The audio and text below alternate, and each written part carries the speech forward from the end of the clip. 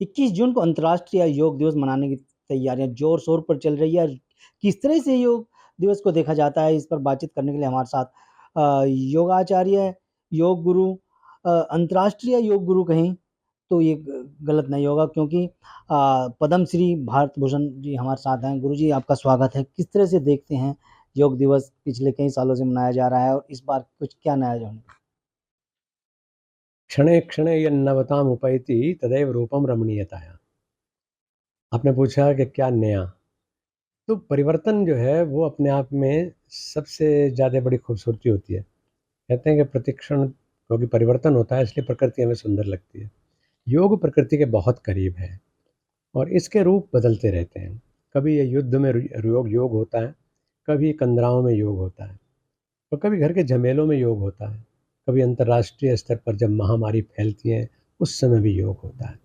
यानी दुनिया के सामने कोई ऐसी समस्या नहीं है जिसका निदान योग के पास ना हो। इसलिए हम कहें कि इस बार उसका नयापन क्या है, तो ये इस बात पर निर्भर करता है कि हम उसको कितने बड़े फलक तक लेकर के जाते हैं, कितना स्तर अच्छे स्तर पर इसको मना रहे हैं। मोक्षायतन योग संस्थान ने 1 महीना 100 दिन पहले ही अपने कार्यक्रमों की शुरुआत कर दी थी, और योग समागम, योग कुंभ, इनके माध्यम से मतलब ये समझे कुछ ऐसे संस्थाएँ हैं जिनके साथ एमओयू करके, एकजुट होकर के लाखों लोगों तक हम लोग इस वर्ष अभी तक योग की गतिविधियों को पहुँचा चुके हैं। नवीनता ये है, भारत सरकार ने भी जो प्रधानमंत्री जी के मार्गदर्शन में ही, देश का पूरा विकास ही उनके मार्गदर्शन में है इस समय, क्योंकि उनके पास एक नज़रिया है, एक सोच है। कहाँ तक हमें अध्यात्म का लाभ उठाना है देश के हित में, कहाँ तक हमें विज्ञान का लाभ उठाना है देश के हित में, कहाँ तक हमें जो हमारे किसान कृषि संपदा है उसका लाभ उठाना है देश के हित में। यहाँ तक कि जो प्राकृतिक रिसोर्सेज हैं उनको भी हम देश के हित में कितना प्रयोग कर सकते हैं, उनकी सोच। तो इसी सोच के अंतर्गत उन्होंने कहा कि क्योंकि हम अंतर्राष्ट्रीय योग दिवस हमने दुनिया को दे दिया, और जो दुनिया का सबसे बड़ा संगठन है यूनाइटेड नेशंस ऑर्गेनाइजेशन, उसने इसको उठा लिया, और हाथों हाथ एक साथ ही 194 देशों ने, पहला शायद ये प्रपोजल था जिसे सबने स्वीकार किया। लेकिन इन 10 सालों में हमने एक सफ़र तय किया है कि एक प्रयास होता था कि जब भारत के लोग इनिशिएटिव लेते थे, भारत सरकार इनिशिएटिव लेती थी, और दुनिया में जो हमारी सारी एम्बेसीज़ हैं उनके माध्यम से योग दिवस के कार्यक्रम वहाँ आयोजित हो रहे थे। आज बहुत बड़ी उपलब्धि हमारी ये है, नयापन जो आप कह रहे हैं, वो ये है कि आज बाहर के लोग इनिशिएटिव ले रहे हैं और हमसे सहयोग माँग रहे हैं। आज वहाँ पर वो चाहते हैं कि हमें भारत से प्रमाणिक योग शिक्षक मिल जाएँ, क्योंकि योगा योगा तो बहुत हो रहा है, लेकिन योग का अधिकृत ज्ञान उनको मिले, इसके लिए प्रमाणित योगी उनको चाहिए। आज दुनिया में जो लोग हमारे शत्रु राष्ट्र माने जाते थे, या दुनिया उनको जानती है कि हमारे से बैर रखते हैं, लेकिन उनका भी दिल जीतने के लिए योग काम कर रहा है। आज चीन और पाकिस्तान जैसे देश जो हैं वो योग के कायल हो रहे हैं, और मुझे तो बहुत गर्व है इस बात को बताते हुए भी कि जिस समय डोकलाम विवाद चल रहा था सीमा के ऊपर चीन और भारत के बीच में, उस समय मैं चीन के अंदर बैठा हुआ था, और चीन सरकार ने मेरे साथ एमओयू साइन किया, यानी मोक्षायतन अंतर्राष्ट्रीय योग संस्थान के साथ।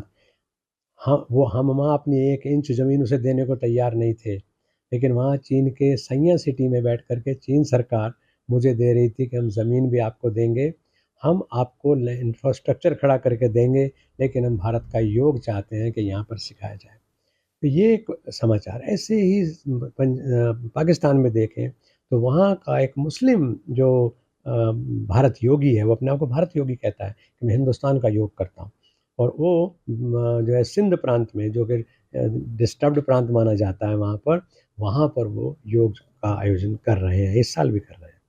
तो मतलब इतना बड़ा दायरा कि पूरी दुनिया भारत के साथ अब सुरक्षित महसूस करती है अपने आप को, इसलिए क्योंकि ये योगियों का देश है। पहले ये नहीं पता था लोगों को। यही वजह है कि योग गुरु तो अब भारत बन गया, विश्व गुरु बनने की ओर। बिल्कुल, नहीं अब हम ये शब्द जैसे कहते हैं भारत को विश्व गुरु बना के रहेंगे, ये मुझे नहीं अच्छा लगता, क्योंकि विश्व गुरु हम नहीं बना सकते हैं। हम शिष्य तो बन सकते हैं किसी के, हम गुरु नहीं बना सकते। गुरु तो वो बनाएँगे, विश्व हमें अपना गुरु बनाएगा। और विश्व गुरु भारत हमेशा से है। वो तो शेर का बच्चा अगर ये भूल जाए कि वो शेर का बच्चा है, तो फिर वो उस भेड़ों के झुंड में रहता है, तो भेड़ ही है, वो कहाँ से शेर बन जाएगा। ऐसे ही भारत विश्व गुरु है, भारत का कहते कंकर कंकर शंकर है। अपने आप को पहचानो तो सही। वो पहचान दिलाने का काम नरेंद्र मोदी जी ने किया।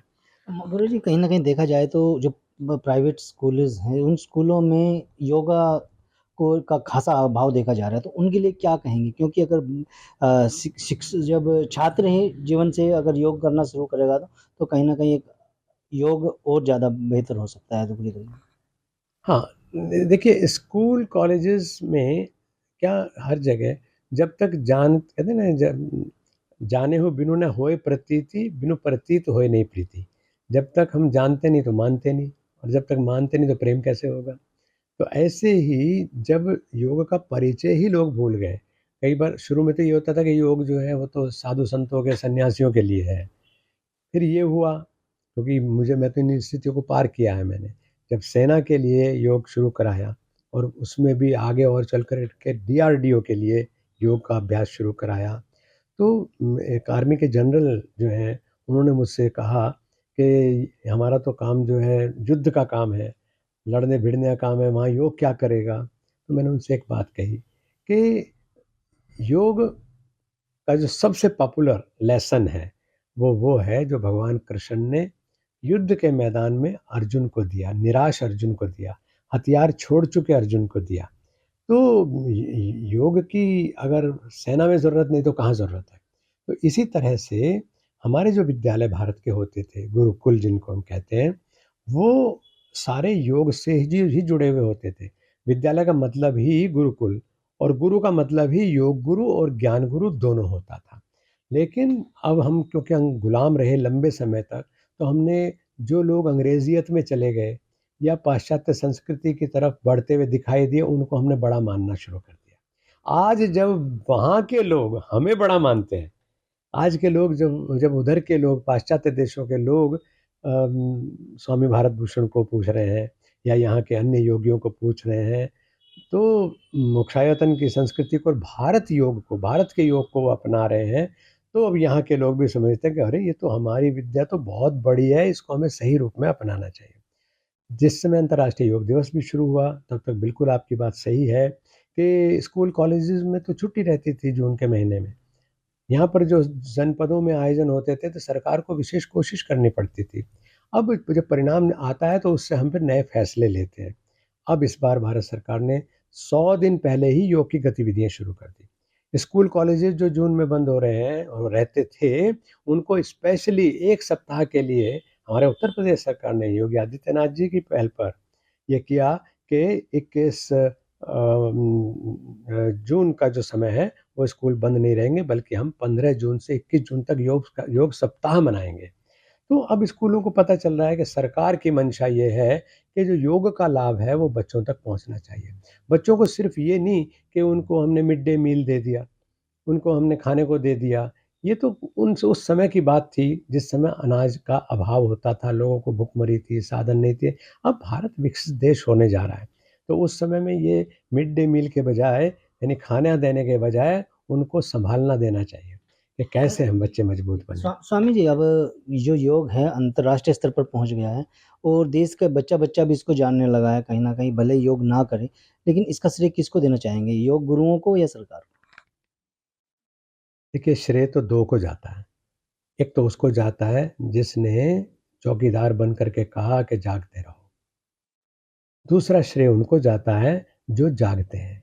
चौकीदार ने तो कहा जागते रहो, चौकीदार ने कहा कि तुम जाग सकते हो, तुम सबसे आगे निकल सकते हो, लेकिन हम कुछ करना ही ना चाहें, तो फिर जब विद्या ही नहीं रहेगी तो श्रेय किसको जाएगा?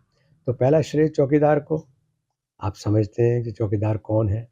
जो हमारे देश की संस्कृति की, यहाँ की विद्या की, यहाँ की धरोहर की रक्षा करने में जुटा हुआ है, उसे बढ़ाने में जुटा हुआ है। आज का हमारे प्रधानमंत्री श्री नरेंद्र मोदी जी।